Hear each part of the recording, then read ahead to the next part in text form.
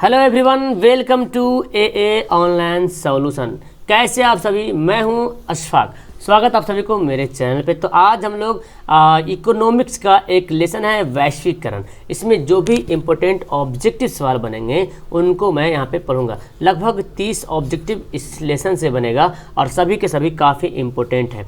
तो आपका ऑब्जेक्टिव का हर लेसन में जितना सारा ऑब्जेक्टिव बनता है सभी को कवर कराया जा रहा। अगर आप नहीं देखे हैं तो नीचे डिस्क्रिप्शन में लिंक दिया हुआ है और सभी का अलग अलग स्पेशल लिखा हुआ है, इकोनॉमिक, हिस्ट्री, ज्योग्राफी। वहाँ पे क्लिक करेंगे आपका खुल जाएगा। और मैथ भी आपका एनसीईआरटी का मैथ चल रहा है, एनसीईआरटी लिखा हुआ मैथ सब्जेक्टिव, तो वहाँ पे क्लिक करके एनसीईआरटी का एक एक क्वेश्चन मैं सोल्व करवाया हूँ। चलो फिलहाल यहाँ पे हमको तो फिलहाल अभी इकोनॉमिक्स पढ़ना है ना, तो आइए स्टार्ट करते हैं। पूरी वीडियो को देखिएगा और अगर आपको इसका आंसर पता है तो नीचे कमेंट बॉक्स पूरा खाली है, कमेंट जरूर कीजिएगा, ठीक है।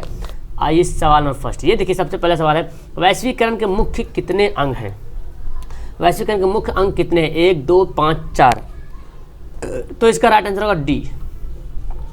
वैश्वीकरण के मुख्य जो है 4 अंग है ना। क्या आंसर होगा? डी होगा इसका राइट आंसर। वैश्वीकरण के मुख्य 4 अंग है, याद रखेंगे। सवाल ऐसे ही सवाल आता है एग्जाम में। नेक्स्ट देखो, सेकंड सवाल है आपका, हाँ, WTO विश्व व्यापार संगठन की स्थापना किस वर्ष की गई? WTO विश्व व्यापार संगठन की स्थापना किस वर्ष की गई? 1995, 1994, 1996, इनमें से कोई नहीं। तो WTO की स्थापना 1995 में की गई थी। कब की गई थी? 1995 में। WTO का मतलब होता है वर्ल्ड हेल्थ ऑर्गेनाइजेशन, ठीक है। इसको बोलते हैं विश्व व्यापार संगठन, जिसका मुख्यालय यानी कि हेड क्वार्टर जो है वो कहाँ है? जिनेवा में है। याद रखना, जिनेवा में इसका हेड क्वार्टर है। नेक्स्ट थर्ड सवाल है, निम्न से कौन विदेशी ब्रांड नहीं है? यानी कि एक ब्रांड है जो हिंदुस्तानी है, बाकी 3 जो है विदेशी ब्रांड है। हुंडई जो कार आता है, हुंडई का, टोयोटो है, ये भी कार आता है, फोर्ड, ये सब कार का ही नाम है ना, चारों के चारों। तो हुंडई, टोयोटो, फोर्ड ये सब अलग अलग विदेश का है। लेकिन टाटा तो जानते हैं, आपका टाटा जो है हिंदुस्तान का है ना। तो आंसर क्या होगा? डी जो होगा राइट आंसर हो जाएगा जी। ओके, चलो नेक्स्ट आपका चौथा सवाल है। चौथा सवाल देखिए क्या बोलता है, विश्व व्यापार संगठन यानी कि WTO के वर्तमान सदस्यों की संख्या कितनी है? विश्व व्यापार संगठन के वर्तमान सदस्यों की संख्या कितनी है? तो ऑप्शन देखिए, यहाँ पे मिस्टेक था, मैं सुधार दिया हूँ। 164, 137, 157, 198। तो अभी वर्तमान में यानी कि 2020 में हम लोग पढ़ रहे हैं ना सवाल, तो सदस्यों की संख्या घटती बढ़ती रहती है। तो सबसे पहले इसका जो पहले आंसर बताता हूँ, इसका राइट आंसर होगा 164। अभी वर्तमान में सदस्यों की संख्या 164 है। ये मतलब मैं चेंज किया हूँ बिकॉज ये आपका जो क्वेश्चन लिखा हुआ पहले का लिखा हुआ है। तो जब भी आपका करंट का क्वेश्चन रहेगा, इसका मतलब उसको चेक करना पड़ेगा अच्छा से कि क्या हकीकत क्या गलत है ना। तो यहाँ पे WTO का जो वर्तमान सदस्य की संख्या 164 है, पहले 163 था। तो आखिरी जो सदस्य जुड़ा था वो जुड़ा था अफगानिस्तान। ओके, अफगानिस्तान जो है आखिरी जुड़ा था, यानी कि 164वां सदस्य बनने वाला देश कौन था? आखिरी सदस्य अफगानिस्तान था। नेक्स्ट देखो, वैश्वीकरण को कहा जाता है भूमंडलीकरण, WTO, निजीकरण या उदारीकरण। वैश्वीकरण को क्या कहा जाता है? तो 5 का राइट आंसर होगा भूमंडलीकरण। क्या बोलेंगे? वैश्वीकरण को भूमंडलीकरण भी कहा जाता है, समझ रहे हैं। और वैश्वीकरण में देखो, भूमंडलीकरण, निजीकरण और उदारीकरण, ये तीनों जो है वैश्वीकरण के अंतर्गत आता है। और WTO तो जानते हैं वर्ल्ड ट्रेड ऑर्गेनाइजेशन।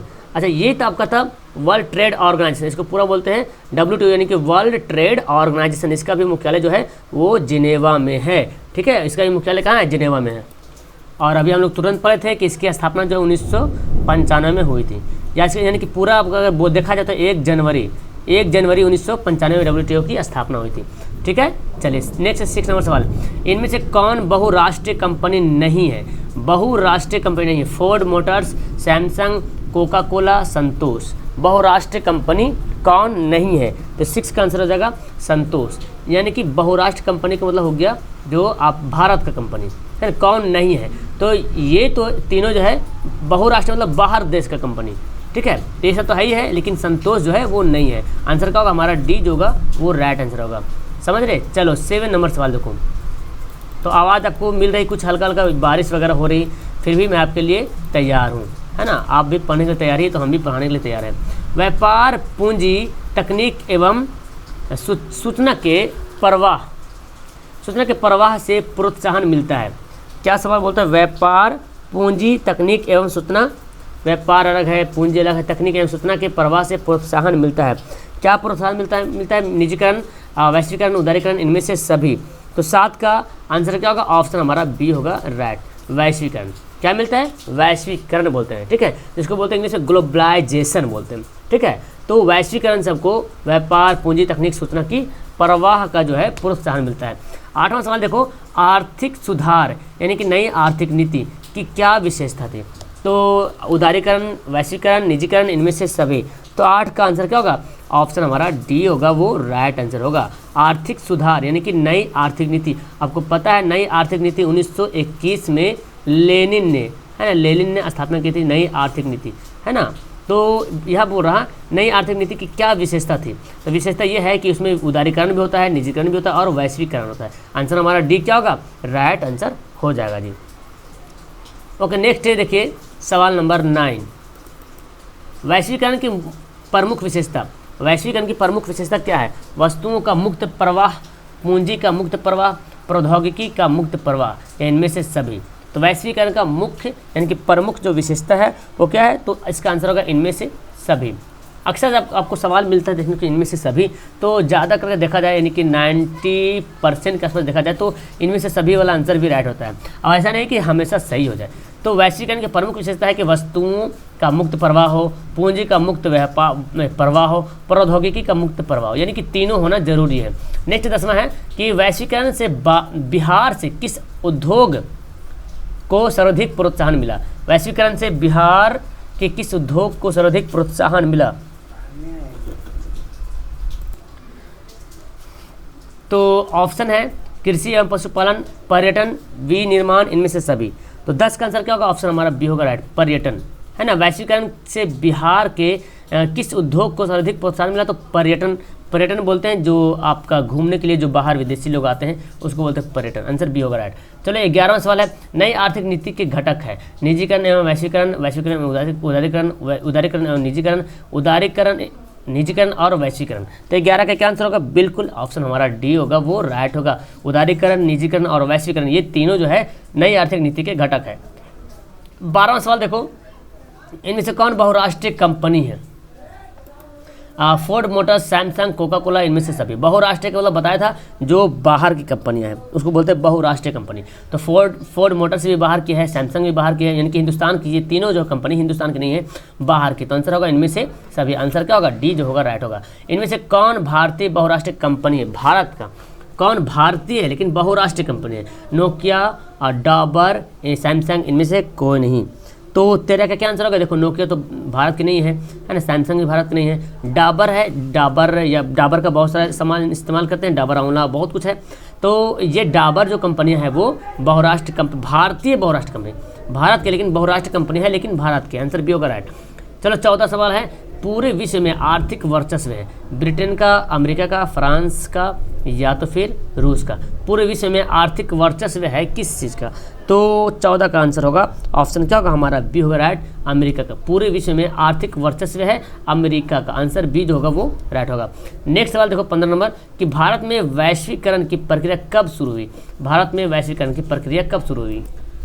ऑप्शन यहाँ पे देखिए क्या बोल रहा हूँ, 1991 में, 1980, 1992, 1996। तो भारत में वैश्वीकरण की प्रक्रिया कब शुरू हुई? 1991 में। आंसर ए जो होगा वो करेक्ट हो जाएगा, ठीक है। नेक्स्ट 16वां सवाल देखो, विश्व व्यापार संगठन की स्थापना कब हुई? यानी कि विश्व व्यापार अभी मैं बता रहा हूँ WTO, है ना। इसकी स्थापना कब हुई? तो 1995 में इसकी स्थापना हुई थी। ऑप्शन बी होगा क्या? राइट आंसर हो जाएगा। समझ गए? तो इंपॉर्टेंट सवाल है, इस तरह पढ़ते रहिए। यहाँ पे ज़्यादा सवाल नहीं, बस कुछ सवाल और बच गए हैं। विश्व व्यापार संगठन का मुख्यालय कहाँ? ओहो, अभी तो मैं तुरंत बता दूँ। विश्व व्यापार संगठन का मुख्यालय कहाँ है? Geneva, France, America, England. 17 का क्या आंसर होगा? बिल्कुल राइट, जिनेवा यहाँ पे राइट आंसर होगा। देखो WTO हो विश्व व्यापार संगठन, या WHO हो वर्ल्ड हेल्थ ऑर्गेनाइजेशन, ये दोनों का मुख्यालय जो है जिनेवा में है। और भी बहुत सारा है, ठीक है। नेक्स्ट 18वां सवाल देखो, आर्थिक सुधार संबंधी नवीन आर्थिक नीति कार्यक्रम कब शुरू हुआ? आर्थिक सुधार संबंधी नवीन आर्थिक नीति कार्यक्रम कब शुरू हुआ? जुलाई 1991, जुलाई 1980, जुलाई 1992, इनमें से कोई नहीं। तो 18 नंबर सवाल का आंसर होगा जुलाई 1991, है ना। ऑप्शन हमारा क्या होगा? ए राइट आंसर हो जाएगा जी। बोलिए, ठीक है, बहुत खूब। नेक्स्ट यहाँ पर सवाल है 19वां सवाल, देखिए क्या बोलता है, निजीकरण का क्या तात्पर्य, निजीकरण का मतलब क्या है? सार्वजनिक क्षेत्र के उद्योगों को निजी क्षेत्र के हाथ हस्तांतरित करना, निजी क्षेत्र पर से अनावश्यक प्रतिबंधों को हटाना, निजी क्षेत्र की महत्वपूर्ण भूमिका या इनमें से सभी। तो 19 का आंसर क्या होगा? 19 का आंसर होगा ए, सार्वजनिक क्षेत्र के उद्योगों को निजीकरण क्षेत्र के हाथ हस्तांतरित करना, यानी कि जो सरकारी क्षेत्र है उसको जो है प्राइवेट कंपनियों को दे देना। हस्तांतरित करना मतलब क्या हुआ? दे देना। तो जो सरकारी काम, सरकारी जगह है, सरकारी जो भी सरकारी, जैसे रेलवे सरकारी है, तो बहुत सारे सुने होंगे, बहुत सारा रेलवे को प्राइवेट किया जा रहा है, तो रेलवे सरकारी है और प्राइवेट वाले आदमी को उसको दे दिया है, इसको बोलते हैं निजीकरण। समझ गए? नेक्स्ट 20वां सवाल है, अंतर्राष्ट्रीय व्यापार संबंधी नियमों को निर्धारित करने वाली संस्था कौन से है? कौन है जो अंतर्राष्ट्रीय व्यापार संबंधी नियम को, क्या नियम होना चाहिए, क्या टैक्स वगैरह जो भी है उसको निर्धारित करेगी? तो एक संस्था बनी, कौन से? विश्व बैंक, INF, UNO, इनमें से कोई नहीं। तो 20 का जो आंसर होगा ऑप्शन होगा हमारा। तो फिलहाल इसका जो राइट आंसर हो जाएगा ऑप्शन हमारा ए हो जाएगा, विश्व बैंक। ठीक है, विश्व बैंक यहाँ पर होगा, वो राइट आंसर हो जाएगा। तो 20 का आंसर क्या होगा? ए राइट होगा। ठीक है, नेक्स्ट 21वां सवाल देखो, सन 2009 तक विश्व की वस्तुओं एवं सेवाओं के कुल विदेशी व्यापार में भारत का अंश कितना प्रतिशत था? 20%, 2%, 40%, 10%। तो 21 का राइट आंसर होगा बी, यानी कि सिर्फ 2%। ऑप्शन बी राइट होगा। चलिए तो ठीक है, नेक्स्ट सवाल देखते हैं। 22वां सवाल है, नई आर्थिक नीति में शामिल है। तो अभी पता है निजीकरण, उदारीकरण, वैश्वीकरण, ये तीनों शामिल है नई आर्थिक नीति में, यानी कि आंसर हमारा डी हो जाएगा, वो राइट आंसर हो जाएगा। तो आप लोग देर मत कीजिए, अगर आपको पता है इसका आंसर तो आप लोग भी यहाँ पे कमेंट कीजिए फास्ट में। बस कुछ नहीं करना, डायरेक्ट पढ़ने के लिए ओपन करना है यूट्यूब और पढ़ना है ना, मतलब फालतू टाइम वेस्ट नहीं करना है। तो आप यहाँ पे पढ़ने के लिए ओपन किए वीडियो को, तो पूरा पढ़िए, यहाँ पे एक एक सवाल को आप लोग आंसर दीजिए। जब एक विशालकाय भवन को बाजार के रूप में बदल जाता है तो उससे क्या कहलाता है? 1 मिनट में देखता हूँ। जब एक विशालकाय भवन को बाजार के रूप में बदल जाता है तो वह क्या कहलाता है? तो वह क्या कहलाता है? ठीक है, तो वह क्या कहलाता है? मंडी, दुकान, शॉपिंग मॉल। तो आप देखिए, एक बड़ा सा भवन होगा, घर जो बड़ा सा बनाया गया, उसको अगर एक बाजार के रूप में बदल देते हैं तो उसको क्या बोलते हैं? जाहिर सी बात है उसको क्या बोलेंगे? शॉपिंग मॉल बोलते हैं। शॉपिंग मॉल देखते हैं कैसा रहता है, बड़ा सा घर बना हुआ रहता है और वो एक लगता है बाजार है ना, तो इसका आंसर सी जो होगा वो राइट होगा। नेक्स्ट सवाल आपका यहाँ पे है, किस पूर्व राष्ट्रपति ने, 24वां सवाल है, किस पूर्व राष्ट्रपति ने वैश्वीकरण के प्रभाव का समर्थन करते हुए कहा था कि देश की प्रगति के लिए बिहार की प्रगति जरूरी है? कौन कहा था इनमें से? Shankar Dayal Sharma, Shrimati Pratibha Patil, doctor K R. Narayan, APJ Abdul Kalam. तो 24 का आंसर होगा APJ अब्दुल कलाम। इन्होंने बोला था कि अगर भारत को प्रगति करना है, भारत को अगर विकास करना है तो बिहार का विकास करना बहुत ही जरूरी है। तो डॉक्टर APJ अब्दुल कलाम ने ऐसी जो लाइन बोली थी, और डॉक्टर APJ अब्दुल कलाम को मिसाइल मैन भी बोला जाता है। ठीक है, मिसाइल मैन भी बोला जाता है, याद रखना। चलो नेक्स्ट सवाल आपका है, 25वां सवाल है, वैश्वीकरण का सबसे नकारात्मक प्रभाव किस क्षेत्र में देखा गया? वैश्वीकरण का सबसे नकारात्मक प्रभाव जो है किस क्षेत्र में देखा गया? कृषि एवं ग्रामीण, रोजगार, बैंक, उद्योग। नकारात्मक प्रभाव का मतलब नेगेटिव इफेक्ट आया। तो 25 का जो यहाँ पर आंसर हो जाएगा ऑप्शन हमारा हो जाएगा कृषि एवं ग्रामीण। रोजगार तो ठीक ठाक रहा, बैंक, उद्योग, लेकिन कृषि एवं ग्रामीण में ये जो है नकारात्मक प्रभाव देखने को मिला, आंसर होगा हमारा ए। चलिए नेक्स्ट है, देश की कितना प्रतिशत जनसंख्या मूलभूत सुविधाओं से वंचित है, यानी कि जो मेन सुविधा है, जो बुनियादी सुविधा मिलना चाहिए उससे वंचित है, वो नहीं मिल पा रहा। कितनी प्रतिशत है? 80, 85, 70, 75। तो 26 का आंसर होगा ऑप्शन हमारा बी होगा राइट, 85%। 85% यहाँ पर राइट आंसर हो जाएगा जी। नेक्स्ट 27वां सवाल है, बिहार एक मिनट क्या है, बिहार में मिस्टेक लिखा हुआ है, सॉरी, बिहार में कितना प्रतिशत निवेश में वृद्धि हुई? बिहार में कितना प्रतिशत निवेश में वृद्धि हुई? 147%, 145, 150, 143। तो 27 नंबर सवाल का आंसर होगा 147% जो है बिहार में जो है निवेश में वृद्धि हुई है। ठीक है, चलो नेक्स्ट आपका 28वां सवाल है, उदारीकरण का तात्पर्य क्या है? तो अभी मैं तुरंत बताया था उदारीकरण का मतलब क्या है, अभी तुरंत सवाल पढ़े थे। तो ऑप्शन क्या होगा? देखो, अर्थव्यवस्था में आर्थिक नियंत्रणों को समाप्त करना, तो ऐसा तो होगा नहीं जो आर्थिक नियंत्रण को समाप्त कर देगा। MRTP एक्ट से छूट, निजी क्षेत्रों के उद्योग का विस्तार, तो सही बात ऑप्शन हमारा सी होगा निजी क्षेत्र, यानी कि उदारीकरण जो आता है वो निजी क्षेत्र यानी कि जो प्राइवेट कंपनी है उसको उद्योग को विस्तार करना है, बढ़ाना है, ठीक है, आंसर सी होगा राइट। नेक्स्ट है निम्न में से किस राज्य में आधार संरचना के कारण आधार संरचना, हाँ क्या बोला, निम्न से किस राज्य में आधार संरचना के कारण वैश्वीकरण का प्रभाव जो है बहुत कम है? बिहार, उत्तर प्रदेश, मध्य प्रदेश, राजस्थान। तो इसका आंसर क्या होगा? आपको पता चल गया बिहार, है ना। बिहार जो है आधार संरचना, बिकॉज किसी भी राज्य का विकास अगर करना है तो आधार संरचना होना जरूरी है। आधार संरचना मतलब ये हो गया जो आधार, जैसे कि उद्योग हो गया,